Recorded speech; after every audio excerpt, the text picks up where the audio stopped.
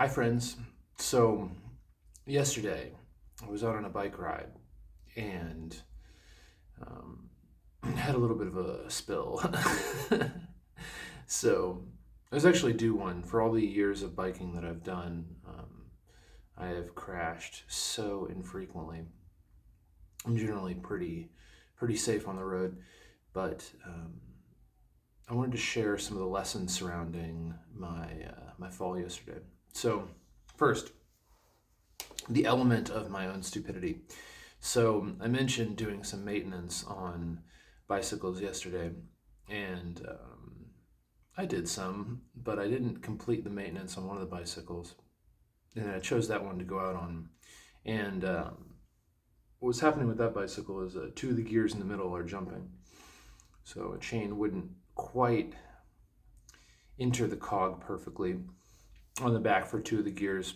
Anyway, so I was biking yesterday. I was probably about an hour and a half or 2 hours, something like that, into a bike ride. And I'm going up this pretty short but steep hill, and I just fucking gun it, put a bunch of effort into the pedals. And as I'm putting a lot of effort in, I switch through those jumping gears.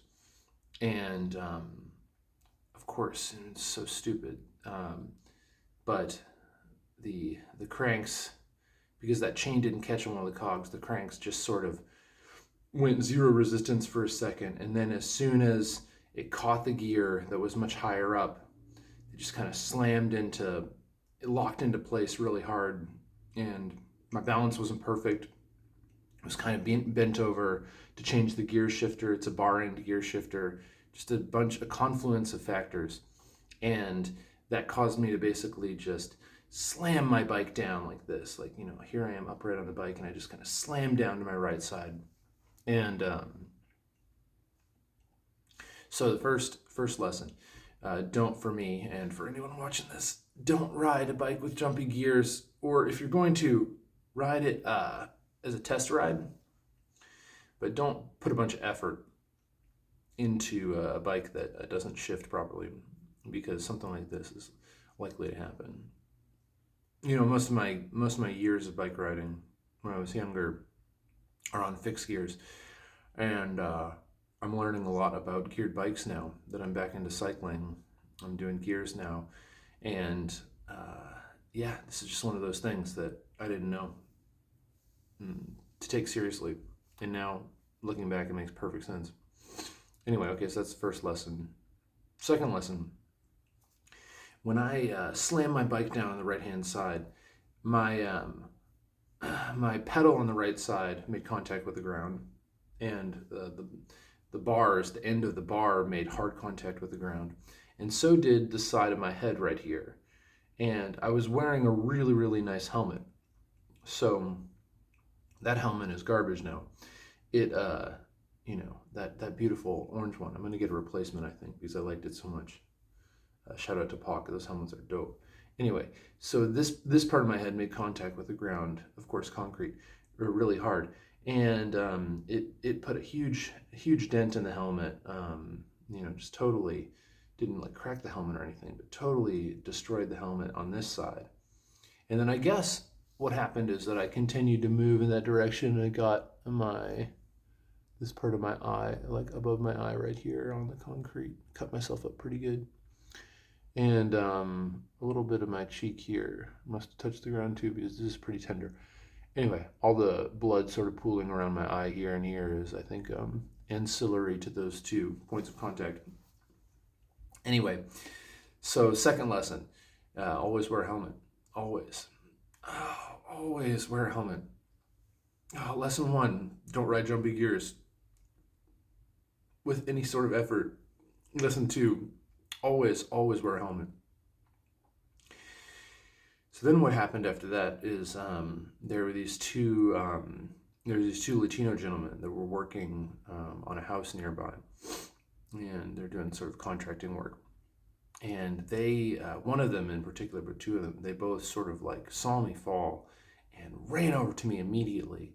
And it was just like, I was in the moment, I'm thinking, I'm just sort of doing a body check and trying to identify where the pain was in my body. But of course, there's like there's some blood dripping off of my wound, and those guys were so nice. They gave me some water to wash myself off, and one of them had a med kit in his car, and tried to bandage me up, and he had this old white shirt that he ripped up, and I basically tourniqueted my head, and he gave me a ride a couple miles back to my house. What a good dude. Awesome stuff.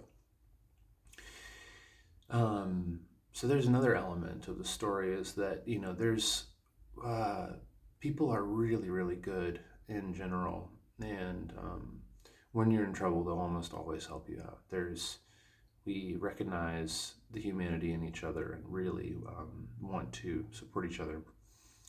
He was a lot more concerned than I was, actually, because the way that I felt after the incident was I felt pretty good, honestly. I think my face looks a lot worse than the situation actually is because I had that helmet on, and I didn't really like slam my head on the concrete or anything. I didn't lose consciousness or honestly, my shoulder back here is in more pain than anything else. My here on my head and stuff, it just needed to be stitched up, which I got done, which I'm glad I didn't sort of put it off and try to tough it out. When I got home, the gash looked bad enough that it was time to go get some stitches. But honestly, this is what hurts most, is a little scrape on my shoulder right here. And it's kind of discombobulated my my upper body a little bit. So today, at least, I'm not going to go for a bike ride. I'm going to take a nice little rest day. Then maybe I'll be out on the bike tomorrow. We'll see. But right. So that's another element of this happening that I wanted to communicate, was that, it really reminded me how lovely people are and how ready to help they are. They'll jump in and help you out when they can, when and if they can. Or maybe that's just because I love people and they're willing to help, sort of a karmic connection or something. I've always found it to be the case, so that's why I say that. But speaking of karma, there's another element of this I wanted to talk about, which is one of the Buddhist worldview elements that's really interesting. Karma was a term that predated the Buddha, and he sort of contextualized the meaning of karma. He gave it a new definition, and today the word karma, I believe, is even in our dictionaries. But really, it's karma vipaka, right? The karma is it means action. So karma is like the actions that you do, and that are weighted in certain ways. You do good things happen to you. You do evil things, and evil things will happen to you, or bad things will happen to you. Unskillful things, bad things will happen. Skillful things, good things will happen. That's the action element, and the vipaka is the outcome or the fruition of your karma. Anyway, so in the Buddhist worldview, Orthodox Buddhist worldview at any rate, when something negative like this happens, you can view it as the discharge of a debt. When someone rear ends you in a car, or someone is needlessly rude or whatnot, or you take a tumble on your bike and have to go get stitches because you're bleeding out of a gash on the side of your head. That's if karma, in the way the Buddha talks about it, works, and that every action has cause and conditions, intentional cause and conditions that precede it, then when things that you would rather not happen, you can see them as, okay, I discharge that karma, that vipaka is done. And this is kind of an interesting way to look at it. I think it's a way to stay in that positive frame of mind, and honestly, feeling pretty good. Anyway, like always, I hope you guys are doing great, and yeah, I'll see you soon for sure, probably tomorrow or something like that. All the best.